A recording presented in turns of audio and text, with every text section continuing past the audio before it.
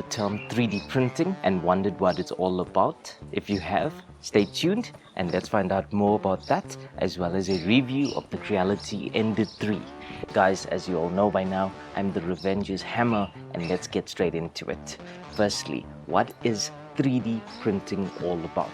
3D printing is also known as additive manufacturing.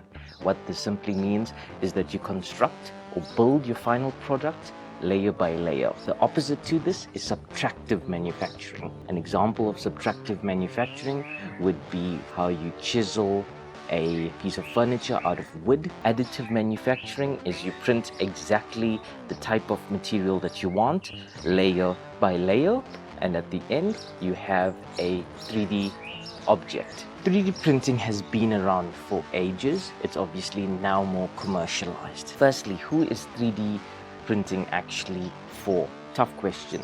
So obviously you get it on the one extreme where you can be manufacturing actual usable products. I mean, I'm talking about hinges for bicycle seats, or it could even be something as simple as a figurine for your display stand. So you get uses varying from functional all the way down to just cosmetic. The Ender 3 itself took me about an hour to an hour and a half, let's say an hour and a half in total to assemble it. So right off the box, it's not that simple to use.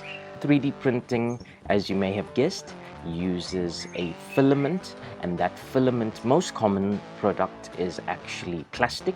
You get different types of plastic. So you get PLAs, you get PETGs, you get ABS. For those of you who don't know, like the soft drink bottles that you drink, your Coke and Pepsi bottles, those are PETG. Things like your Lego, that's ABS.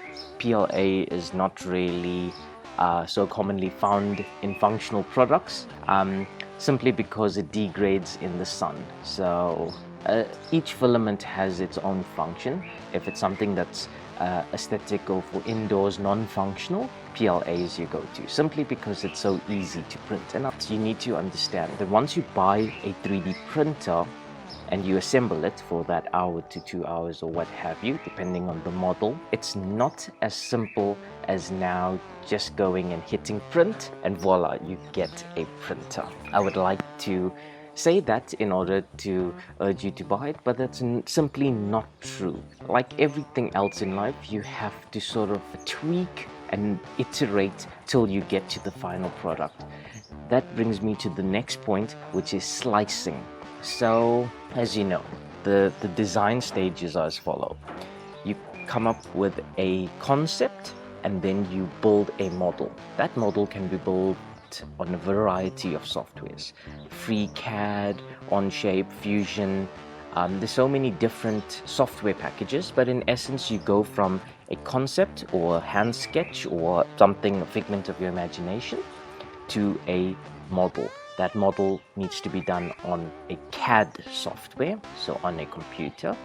Then you take that CAD model, convert it to a functional meshed model. There's various softwares that can be done for this, but the gist is that you end up with a meshed model. From that meshed model, you need to slice it. Slicing simply means you're taking a full 3D model, and now you need to tell the printer each layer that you want printed. So obviously it's a circular shape here, but it's a combination of a whole bunch of circular shapes and then a sort of conical shape and then a sort of weird square looking circle. So you need to go from a 3D model to the printer language, and that's known as G-code. It's simply the lines of code that the printer reads in order to print out the object.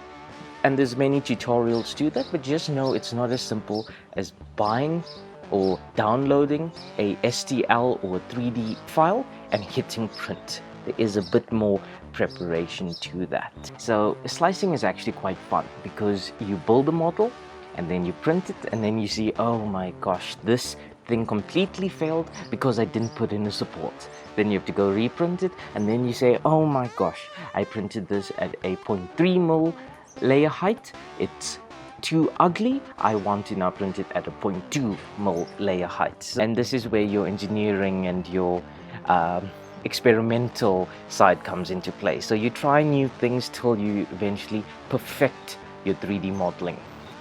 That's the point I made earlier, that it's not right out the bat that you simply hit print.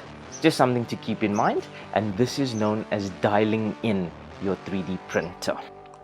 When it comes to accessories, like everything else, I mean, why have an iPhone and not accessorize it? Why have a iPad and not accessorize it? With everything that I present, I always give you my accessories. First accessory, I 3D print all these mods. It could be something as simple as a tool hanger. I printed it, popped it on the printer. Now I can hang my tools readily accessible on the top. Another hack or modification has got to be the Octopi or Octoprint server. You do need a Raspberry Pi for this. What this simply does is creates a sort of localized server for you, and you can upload your G code to this server, and then you can print directly from your Pi to your 3D printer without having to slice it on your phone or slice it on your computer, copy it to an SD card, transfer the SD card, hit print on the printer. I don't like having to go back and forth with the card. Got myself a Raspberry Pi, and I'm basically cardless at this point. Only drawback is obviously the Raspberry Pi is quite expensive, as there's a shortage currently, but it saves me a lot of hassle. Another plus to this is I simply connected a webcam to my Raspberry Pi, and now I can watch my prints either connected to my server at home through my network or through Octo Everywhere, anywhere in the world, remotely access it. So as you can see currently, this is what the Octoprint server looks like, and this is actually how you send prints and monitor your prints.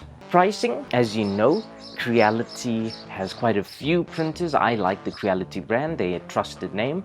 It goes anywhere from, let's say, $160 at the lower end, and then you get printers upwards of $1,000 to $2,000, $10,000. So you have such an extreme. Obviously, if you're in the hobbyist realm such that I am in, then you can look at the lower spectrum. If this is going to be a sort of business and you need a fleet, then you'll go to the higher end. For my purposes, the Ender 3 does it all. Something to note, the Ender 3 has a physical limitation of its print size. It's 220 by 220 by roughly 250 in height. The height, I never go that high simply because of the wobble. Thank you so much for watching.